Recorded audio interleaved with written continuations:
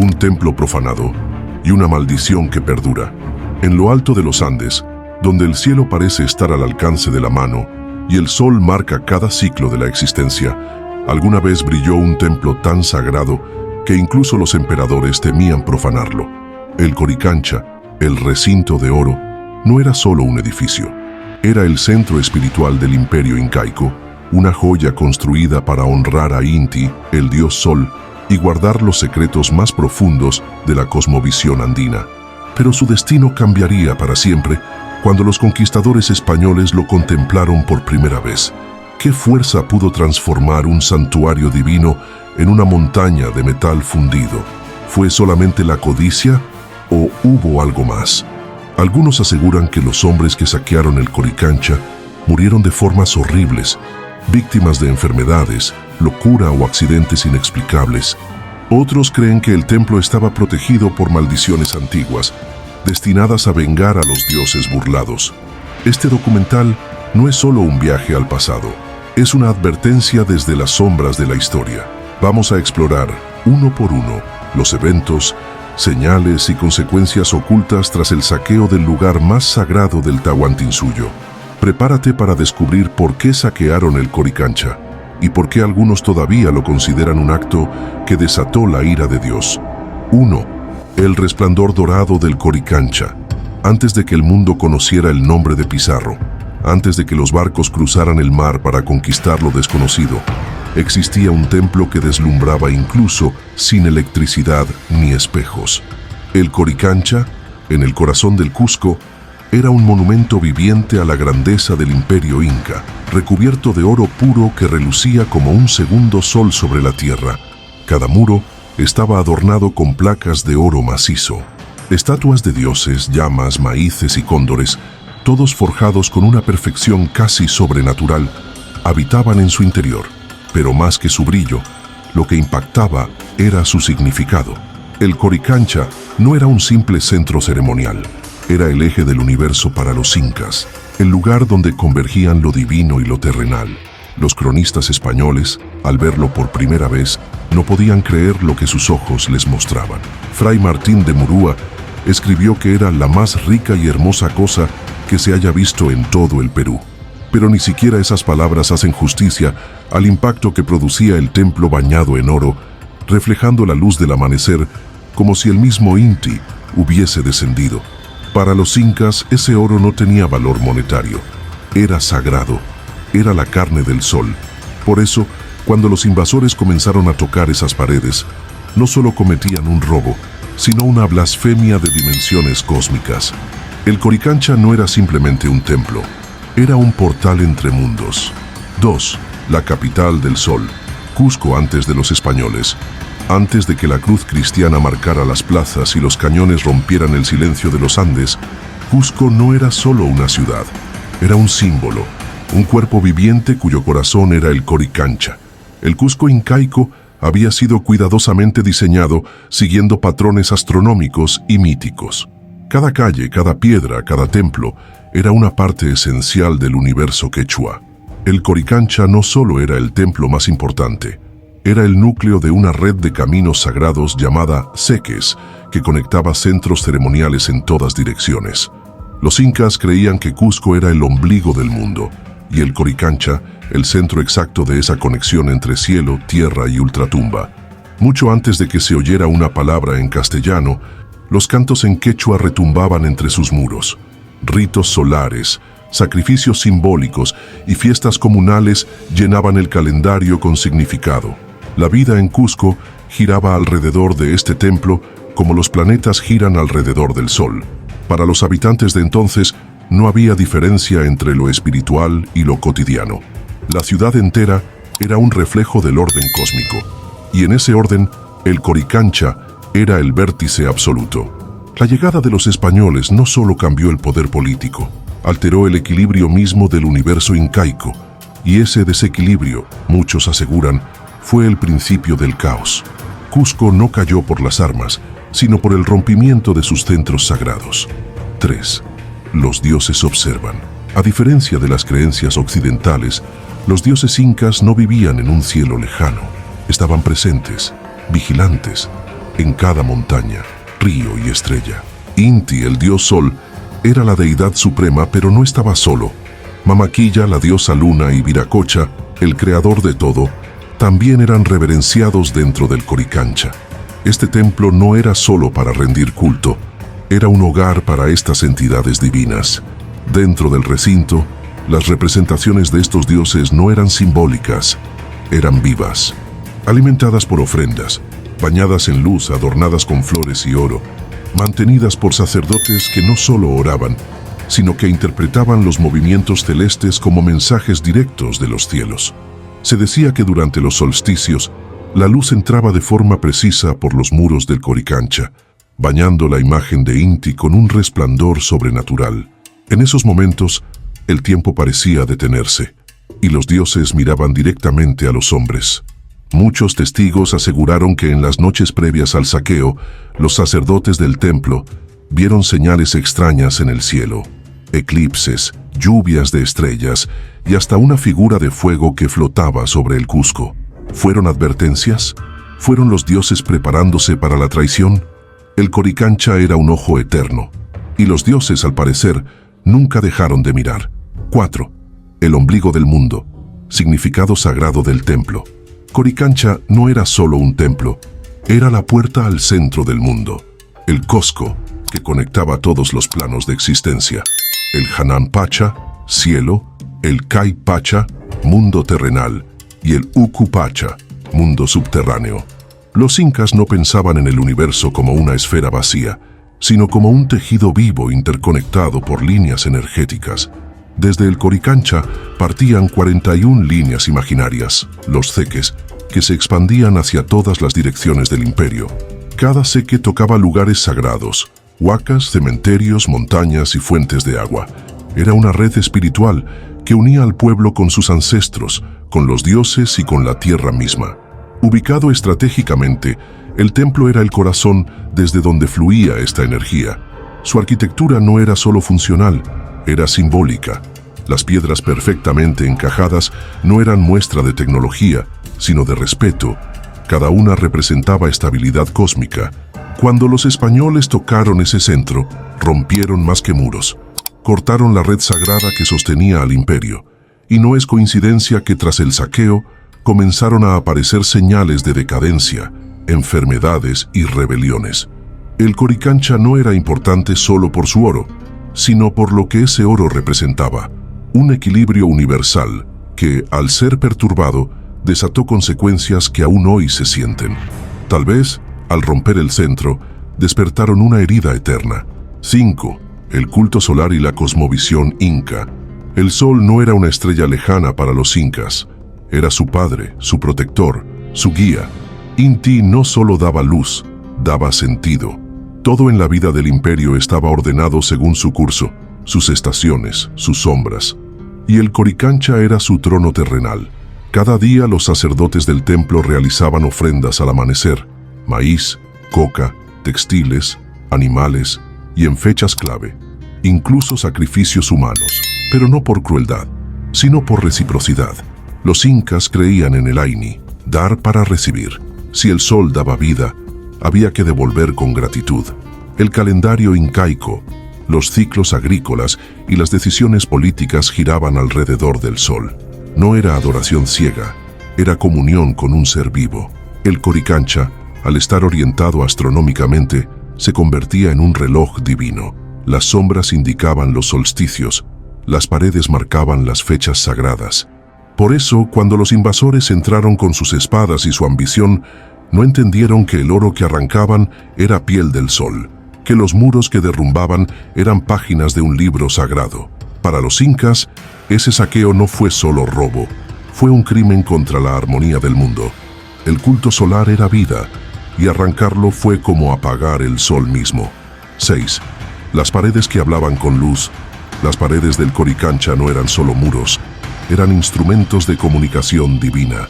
Cada amanecer y atardecer, los rayos del sol atravesaban estratégicamente ciertas ventanas del templo, proyectando haces de luz sobre altares sagrados, estatuas y relieves ocultos. Era como si el propio Inti, se manifestara en esos momentos, hablando a través del brillo, los sacerdotes, verdaderos astrónomos y sabios, leían estos juegos de luces como mensajes. Cada destello, cada sombra proyectada, era interpretada como una señal. Cuando un rayo iluminaba el disco dorado de Inti, era tiempo de siembra. Cuando la luz se desvanecía en ciertos nichos, era hora de la cosecha o del luto. Esta interacción entre arquitectura y naturaleza no era casualidad. El templo fue construido con precisión milimétrica para alinearse con los movimientos del sol y otros astros. El Coricancha era un observatorio disfrazado de santuario. Cuando los españoles lo invadieron, rompieron esas conexiones. Tapiaron ventanas, desmontaron muros y con ello silenciaron una voz ancestral que hablaba desde el cielo. Lo que ellos creían que era idolatría era en realidad ciencia y espiritualidad entrelazadas. Desde entonces, la luz nunca volvió a entrar igual. El templo se convirtió en sombra y el sol en un testigo silencioso del saqueo. Las paredes ya no hablan, pero algunos aún escuchan sus ecos. 7. El oro espiritual, no material. Para los incas, el oro no era riqueza, era esencia divina. Llamado Texe, el oro representaba la energía vital del sol. No se usaba como moneda, ni se acumulaba para ostentar poder. El oro se moldeaba para templos, ofrendas y símbolos sagrados. Era un medio para comunicarse con el más allá. Cada objeto dorado del Coricancha tenía un propósito espiritual. Los discos solares para canalizar energía, los jardines dorados con plantas de tamaño real como homenaje a la fertilidad, las llamas, guardianes del equilibrio. No había ambición, sino reverencia. Los conquistadores al ver tanto oro solo vieron codicia. No comprendieron que estaban arrancando corazones sagrados. Derritieron esculturas que habían tardado generaciones en crearse, reduciéndolas a lingotes sin alma. Convirtieron lo eterno en efímero. El saqueo no fue solo material, fue un ataque directo al alma de un pueblo. Para los incas, lo que se llevaron no era riqueza, era energía, era vida. Y por eso, según muchos relatos, los que participaron del saqueo comenzaron a sufrir pesadillas, enfermedades, alucinaciones, como si el oro maltratado reclamara justicia, porque lo que brilla no siempre bendice, a veces maldice. 8. Las profecías del fin del Tahuantinsuyo. Mucho antes de la llegada de los españoles, ya circulaban entre los sabios incas antiguos cantos y visiones que hablaban de un fin oscuro. Se decía que vendrían hombres con rostros cubiertos, montados en bestias desconocidas, y que el sol se escondería por mucho tiempo. Estos mensajes no eran tomados a la ligera, eran interpretaciones de los amautas, los sabios del imperio, quienes estudiaban el movimiento de las estrellas, los eclipses, los sueños y las señales de la naturaleza. En los años previos a la conquista, hubo una sucesión de malos augurios, cometas, temblores, lluvias anormales, sequías inesperadas. Uno de los más mencionados es el eclipse total de sol, que ocurrió justo antes del inicio de la guerra civil entre Huáscar y Atahualpa, un evento que los sacerdotes interpretaron como señal del descontento de Inti. La tierra tembló, los animales huyeron, y muchos sabios se retiraron a los templos esperando lo peor. Estas profecías no evitaron el desastre, pero marcaron su inevitabilidad, y cuando los españoles finalmente llegaron, muchos incas no lucharon, porque creían que era el cumplimiento del destino. ¿Fueron las profecías simples coincidencias o visiones reales de un mundo al borde del colapso? Tal vez el Coricancha ya había anunciado su final, y nadie quiso escucharlo. 9. El presagio de Huayna Cápac.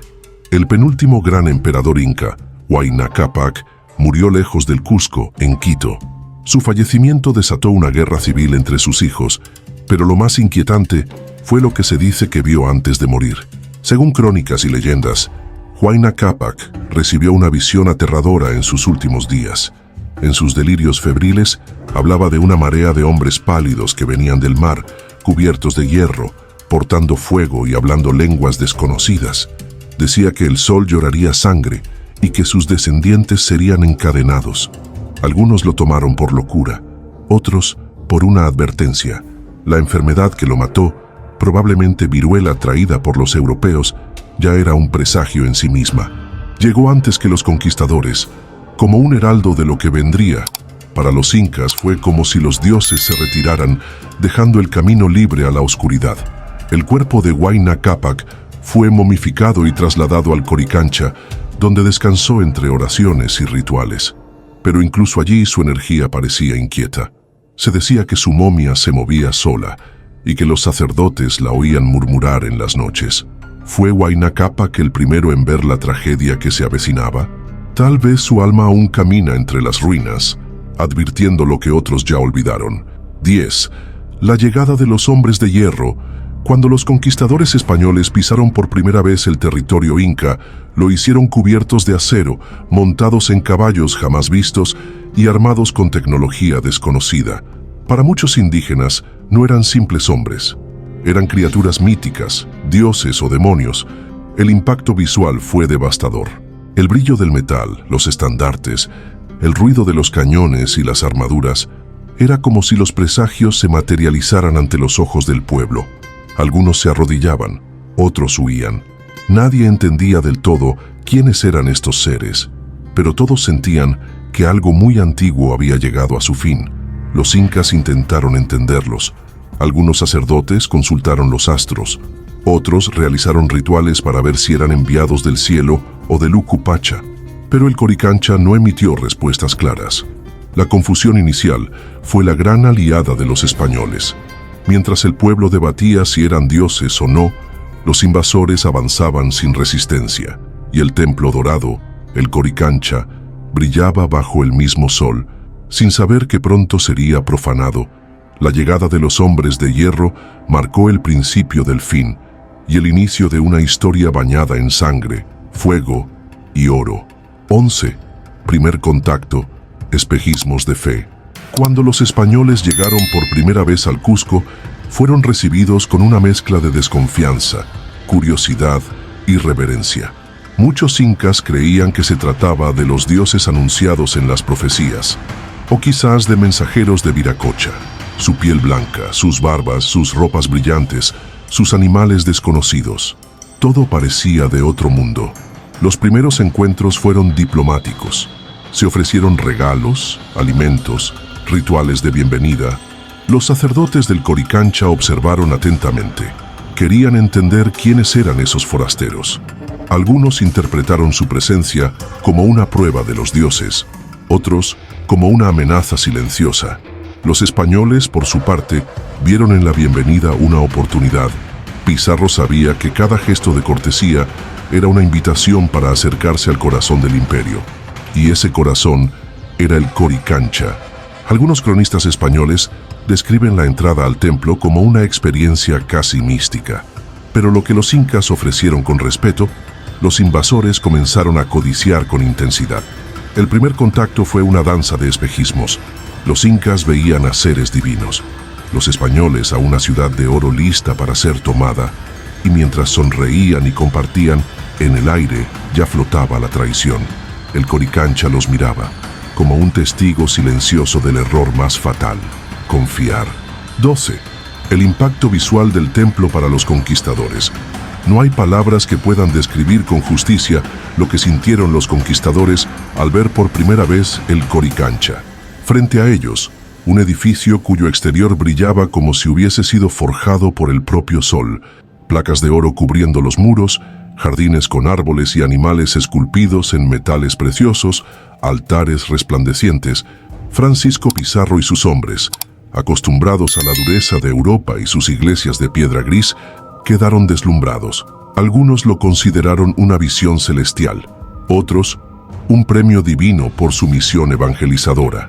Pero tras el asombro vino la codicia. Pronto, los hombres que habían llegado hablando de fe y salvación comenzaron a trazar planes. Medían los muros con la mirada, imaginaban cuánto pesaría cada placa.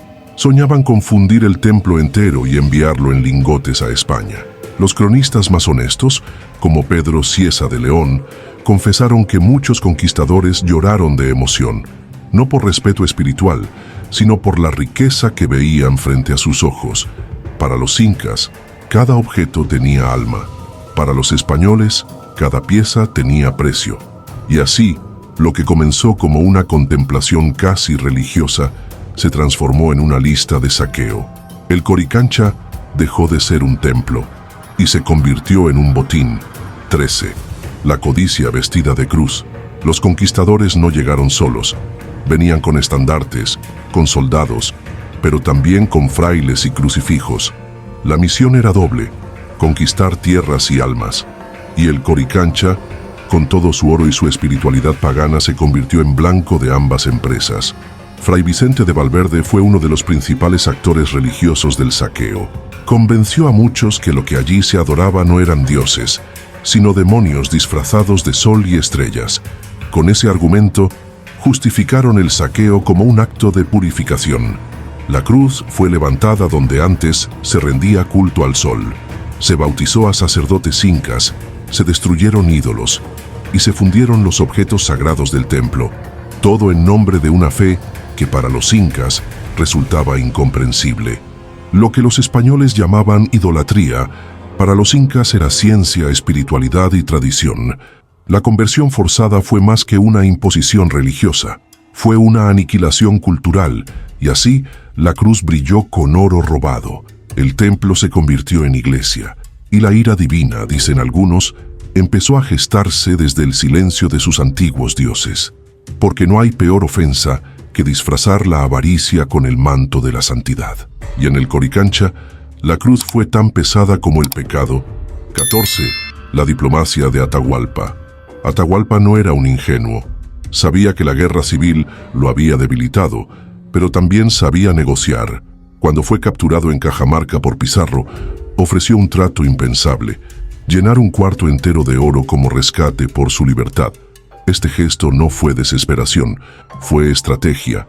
Sabía que los españoles amaban el oro más que la gloria.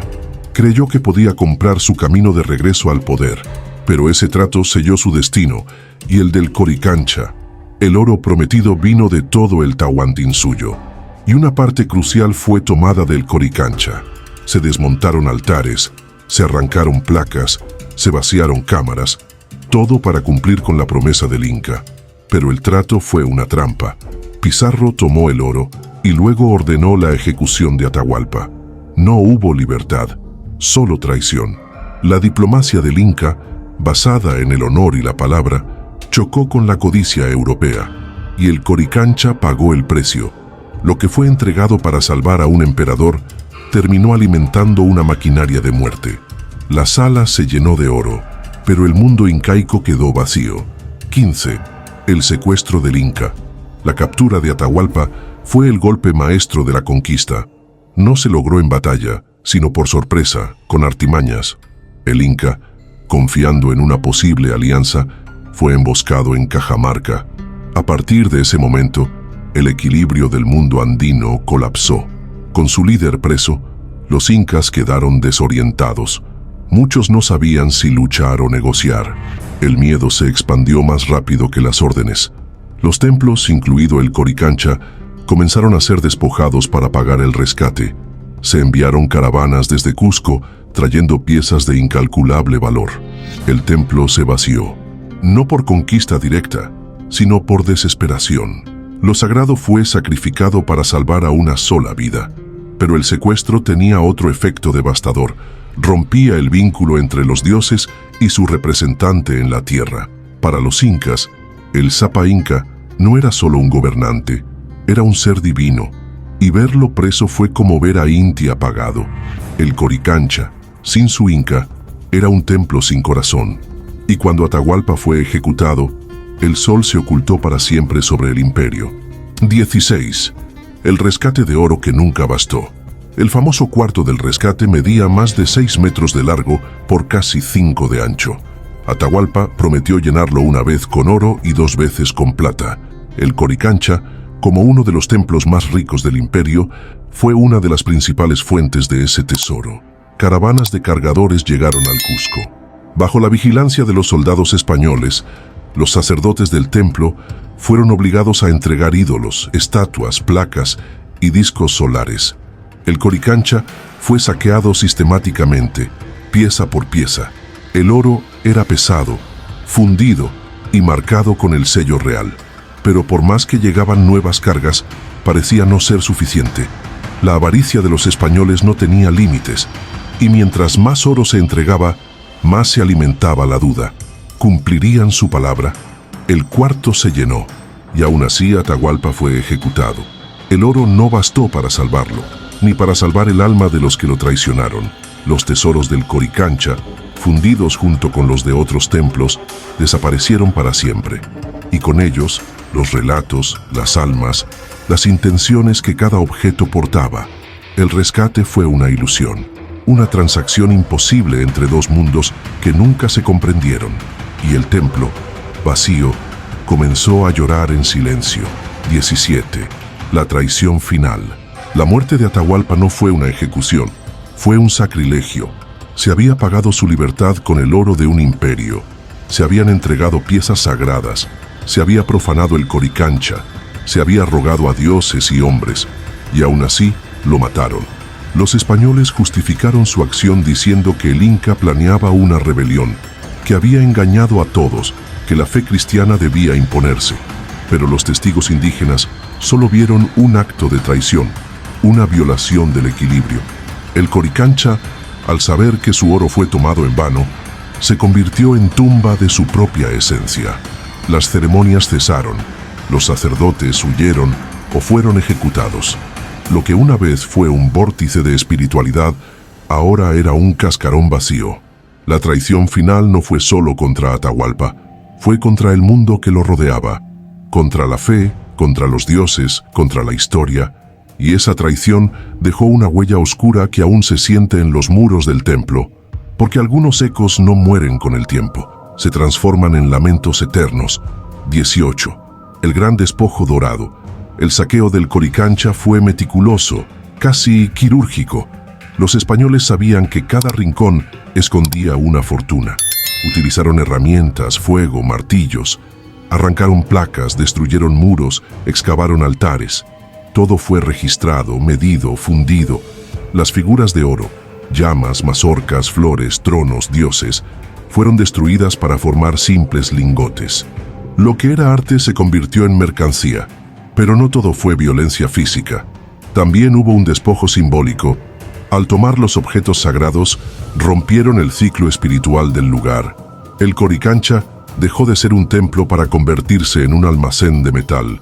Muchos indígenas fueron obligados a participar del saqueo, cargar el oro de sus dioses, llevarlo a los hornos, observar cómo lo divino se derretía ante sus ojos. Algunos se suicidaron, otros huyeron a las montañas. Los sacerdotes murmuraban plegarias, pero los dioses ya no respondían. Se dice que al finalizar el saqueo, cayó una tormenta sobre el Cusco. Ríos de barro descendieron desde Sacsayhuamán, como si la tierra llorara. Y en medio del desastre, los españoles celebraban su victoria, sin saber que lo que tomaron no era solo oro, era el alma de un pueblo. 19. Las técnicas de saqueo. El saqueo del Coricancha no fue improvisado. Fue planificado con precisión militar y obsesión minera.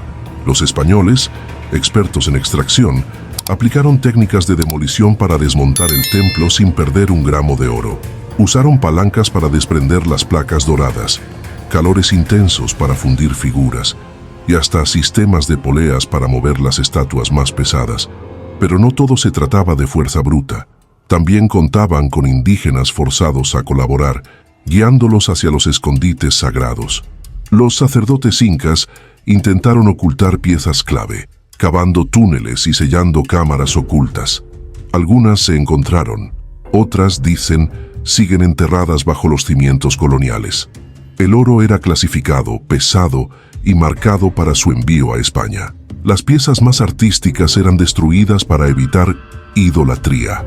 Se perdió así un legado artístico milenario. Y mientras el saqueo avanzaba, las campanas de la nueva iglesia repicaban, como si anunciaran un nuevo orden sobre las ruinas del antiguo. Las técnicas de saqueo no solo despojaron al templo de su riqueza, también lo desmembraron de su historia, su forma, su espíritu. El Coricancha fue vaciado con ciencia, pero la herida fue de alma. 20. El oro fundido, borrar lo sagrado. El acto final del saqueo era siempre el mismo: fundir, convertir esculturas, discos, joyas y objetos sagrados en barras anónimas de metal.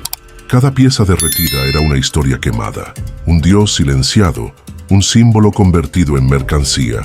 Los españoles no veían el arte ni la devoción, solo veían peso, valor en ducados, poder para enviar a la corona o para comprar favores. Los hornos ardían día y noche. El oro que había sido venerado durante siglos se transformaba en ríos brillantes que al solidificarse perdían todo significado espiritual. Los sacerdotes del Coricancha observaban impotentes. Algunos lloraban, otros morían en silencio. No podían hacer nada mientras sus dioses eran fundidos, y en cada chispa que saltaba del fuego, dicen algunos, se escuchaban gritos, no humanos, sino antiguos, como si los espíritus que habitaban el oro se resistieran a morir. El oro fundido fue más que saqueo, fue una forma de borrar la memoria, de negar la identidad, de profanar lo eterno. Pero lo eterno no se destruye, solo se oculta, y en las sombras del Coricancha aún brillan ecos de lo que fue. 21. Las lágrimas de los sacerdotes.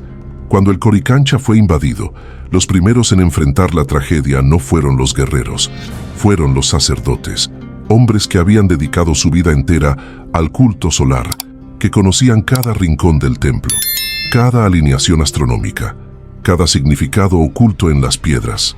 Obligados a ver cómo los invasores arrancaban las placas de oro, fundían ídolos sagrados y profanaban altares, muchos sacerdotes perdieron la fe. Otros, en un acto de desesperación, ofrecieron sus vidas como último sacrificio.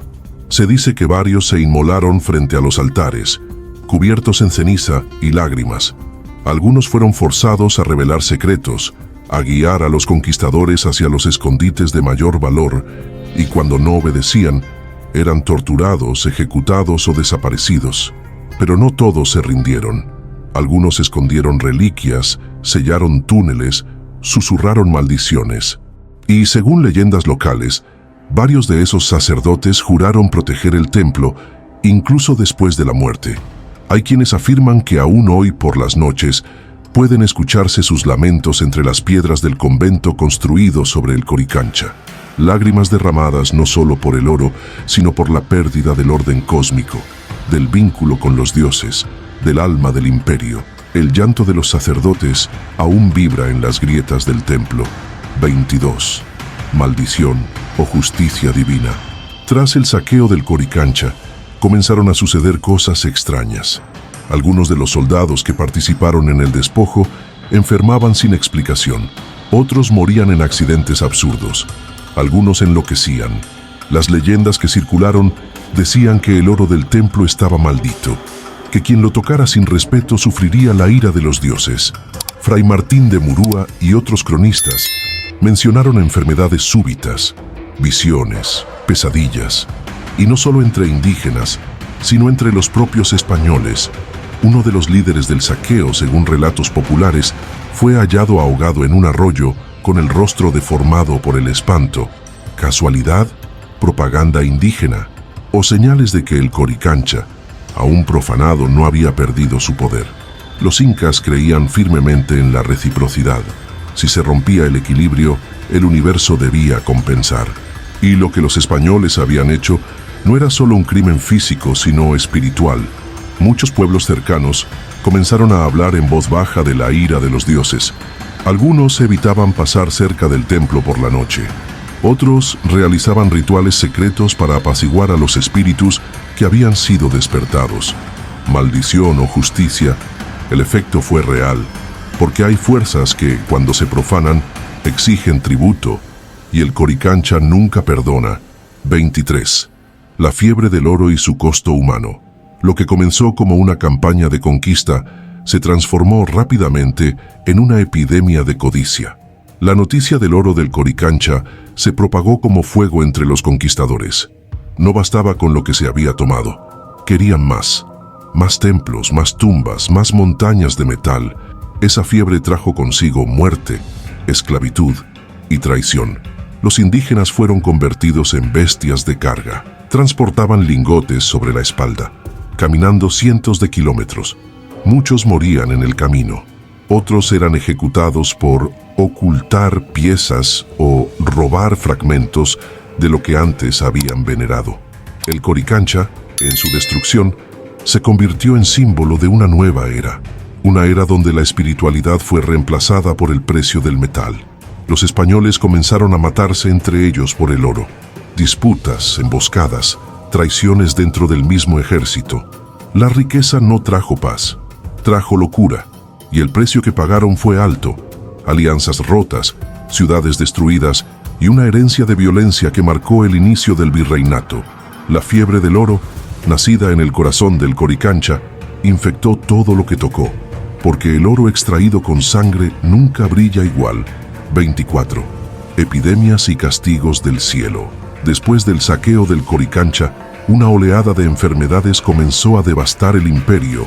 Viruela, tifus, gripe, plagas desconocidas arrasaron aldeas enteras. Los incas, que nunca habían enfrentado tales males, interpretaron estas epidemias como castigos divinos. Los más devotos aseguraban que Inti estaba ofendido, que al permitir que su templo fuera profanado, se había retirado del mundo, dejando a los hombres a merced del caos. En Cusco, las crónicas mencionan que cuerpos se apilaban en las calles. Los templos menores fueron abandonados. Las montañas sagradas dejaron de recibir ofrendas. El orden cósmico estaba roto. Algunos sacerdotes sobrevivientes del Coricancha realizaron rituales desesperados, incluso prohibidos, para calmar a los dioses. Pero no funcionó. El cielo parecía haber cerrado sus puertas. Para los españoles fue una coincidencia, una consecuencia inevitable del contacto entre civilizaciones. Pero para los pueblos andinos fue la confirmación de que habían cruzado una línea sagrada. El templo había sido violado, y la tierra misma respondía con ira. Epidemias que no distinguían rango, idioma ni creencia. La muerte se volvió común, y el Coricancha, un símbolo del precio de la traición. 25. El oro que desapareció. No todo el oro del Coricancha fue encontrado por los conquistadores.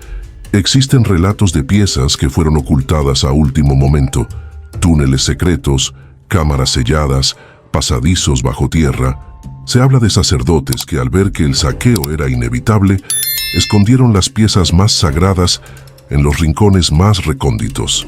Algunos incluso sellaron las entradas con piedra volcánica o arena compacta, haciendo imposible su detección.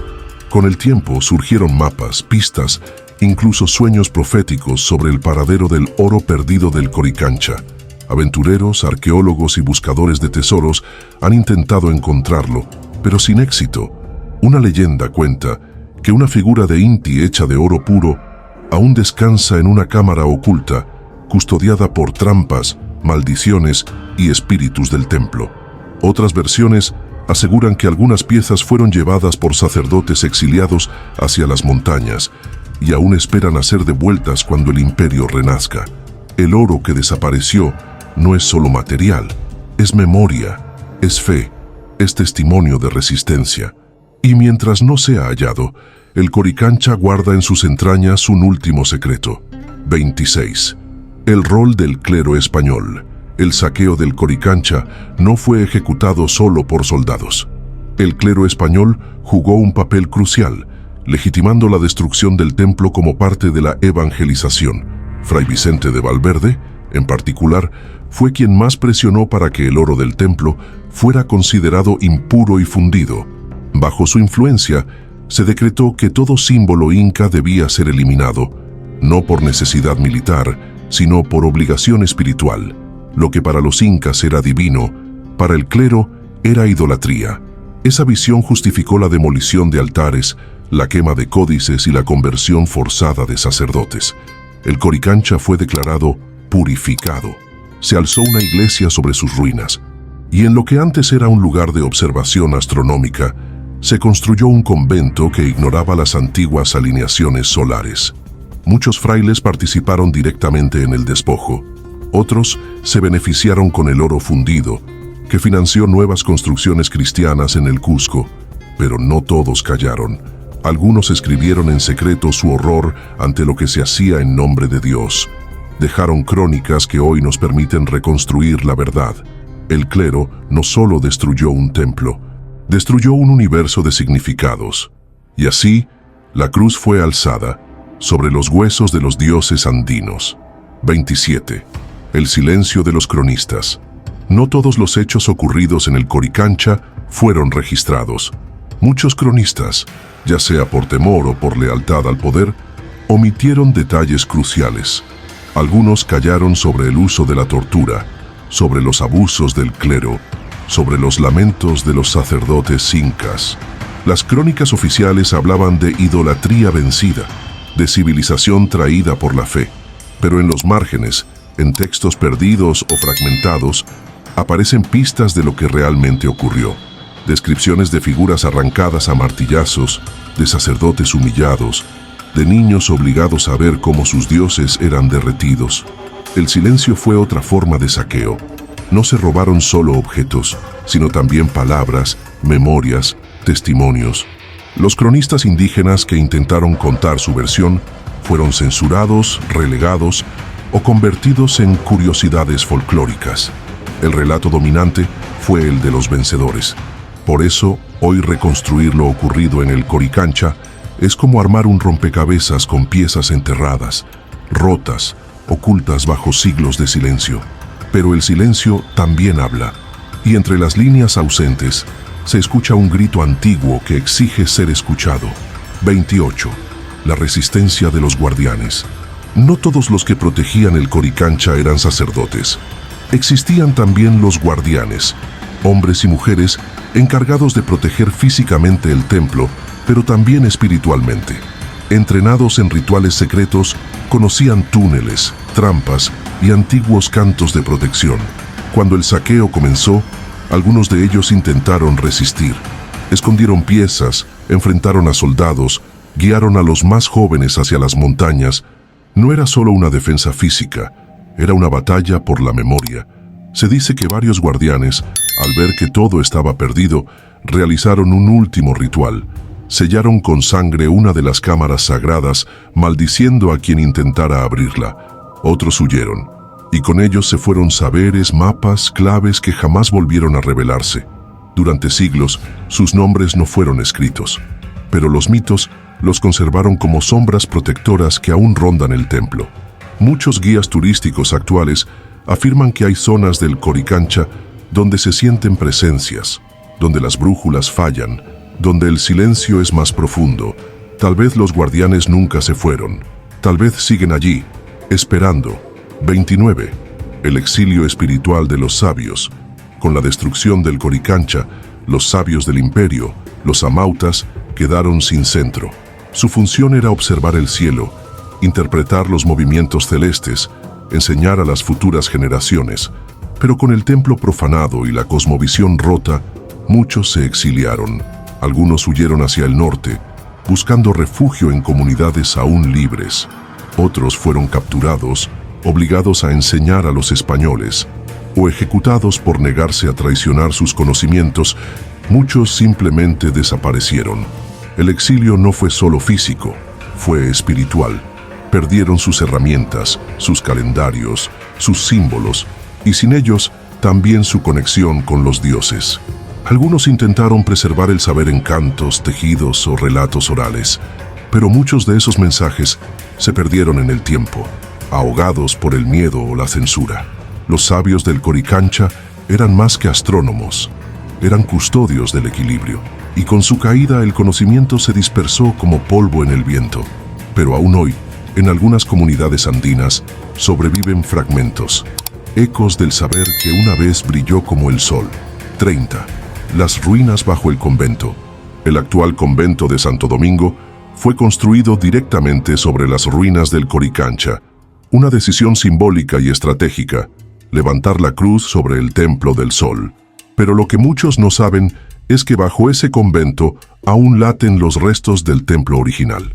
Las bases de piedra incaica siguen allí, resistentes al tiempo, a los terremotos, al olvido. Muchos visitantes sienten un cambio en el ambiente al descender a las galerías subterráneas, como si algo dormido los estuviera observando. Durante siglos se han reportado luces inexplicables, sonidos de cánticos antiguos, apariciones, Algunos investigadores creen que ciertas cámaras aún no han sido descubiertas, selladas por los propios incas en un intento de proteger su legado. Las monjas que habitaron el convento también dejaron relatos, sueños perturbadores, visiones de sacerdotes incas caminando por los pasillos, sensaciones de manos invisibles. El Coricancha puede haber sido saqueado, pero nunca destruido por completo. Bajo cada piedra cristiana aún arde el fuego del sol, y tal vez algún día vuelva a despertar. 31. El eco de la ira divina. El Coricancha fue saqueado, despojado, profanado, pero no destruido, y quienes han visitado sus restos lo confirman. Allí aún hay algo, una energía que no ha desaparecido, una presencia. Algunos dicen que es el espíritu de Inti, esperando el renacimiento de su pueblo. Otros creen que es la acumulación de dolor, traición y fe rota lo que vibra en el aire del templo. Muchos visitantes afirman sentir escalofríos, pesadez en el pecho, sueños extraños luego de entrar. Algunos guías no se atreven a caminar solos por ciertas áreas del templo, especialmente al anochecer. ¿Es sugestión? ¿O es el eco de una ira divina que nunca encontró justicia? Lo que ocurrió en el Coricancha no fue un simple saqueo, fue una transgresión cósmica. Y si la reciprocidad rige el universo, entonces aún queda deuda por pagar. Porque hay heridas que el tiempo no sana, solo las oculta, y en el corazón de Cusco, el eco de la ira divina aún resuena entre las piedras que una vez tocaron el sol. 32. El Coricancha hoy, entre el turismo y la memoria. Hoy miles de turistas caminan sobre las piedras del Coricancha sin saber lo que ocurrió allí. Observan las ruinas, toman fotos, se maravillan con las técnicas arquitectónicas incaicas, pero pocos comprenden la profundidad del trauma que esas piedras guardan. El templo ha sido parcialmente restaurado, sus bases aún resisten, mientras que el convento de Santo Domingo permanece como recordatorio del choque entre dos mundos. Algunos arqueólogos han intentado recuperar parte del significado original del lugar, pero las piezas clave, fundidas hace siglos, jamás volverán. El alma del templo permanece incompleta. Para muchos indígenas, el Coricancha sigue siendo un lugar sagrado, un punto de poder, un lugar donde el tiempo no transcurre como en otros lados, y en medio de la modernidad, de las cámaras fotográficas y las visitas guiadas, el templo aún susurra a quienes saben escuchar. Porque el Coricancha no solo pertenece al pasado, vive en cada persona que recuerda, en cada historia que se niega a morir. Y mientras siga existiendo, seguirá preguntando al mundo, ¿vale más el oro o el alma? 33. ¿Fue castigo divino o karma imperial? La caída del Tahuantinsuyo, el saqueo del Coricancha, la muerte de Atahualpa, las epidemias, las guerras intestinas entre los propios conquistadores, ¿fueron simples coincidencias o una respuesta del universo ante una profanación demasiado grande? Para algunos, fue la justicia de los dioses incas. Para otros, el precio inevitable del imperio español por su ambición desmedida. Pero hay quienes ven en estos hechos una lección universal, que toda civilización que basa su poder en el saqueo espiritual está condenada. La maldición del Coricancha no fue solo una serie de eventos paranormales, fue una secuencia histórica, donde cada acción tuvo una consecuencia brutal. Hoy, siglos después, el mundo sigue debatiendo si lo ocurrido fue castigo divino o karma histórico. Pero lo cierto es que el dolor sembrado en ese templo aún florece en el inconsciente colectivo, porque no se puede profanar lo sagrado sin despertar algo, y tal vez eso que despertaron aún no ha terminado su trabajo. El Coricancha no fue solo un templo, fue un corazón palpitante en el centro de un imperio, un puente entre mundos, un lugar donde los dioses hablaban a través de la luz. Su saqueo no representó únicamente la caída de un edificio, sino el colapso de una cosmovisión entera, un grito silenciado por la ambición. Lo que los conquistadores arrancaron con sus manos, jamás pudieron comprender con el alma, y quizás por eso tantas desgracias los siguieron, porque en lo más profundo del tiempo, los actos no se borran, dejan cicatrices que atraviesan siglos. Hoy caminamos sobre ruinas sagradas, y muchas veces lo hacemos sin mirar, sin escuchar, Pero esas piedras hablan, nos recuerdan lo que fuimos, lo que perdimos y lo que aún podemos aprender. ¿Fue castigo divino o simple consecuencia de nuestros errores? Eso, quizás, nunca lo sabremos del todo. Lo que sí está en nuestras manos es recordar. Si esta historia te impactó, si sientes que aún hay voces que deben ser escuchadas, suscríbete, comparte este video y únete a quienes no temen mirar el pasado a los ojos, porque solo con memoria podemos evitar que la oscuridad se repita.